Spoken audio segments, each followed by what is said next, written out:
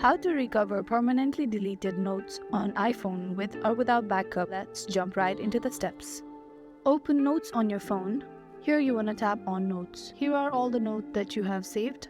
Now the ones to delete, you want to slide it to the extreme left. It will get deleted on its own.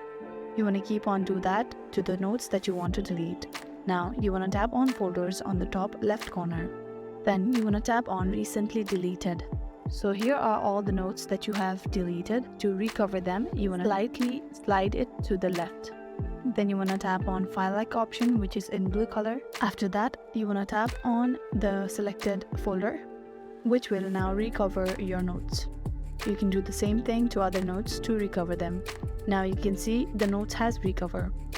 To recover notes with backup, you want to go to the settings of your phone. Then you want to tap on Apple ID.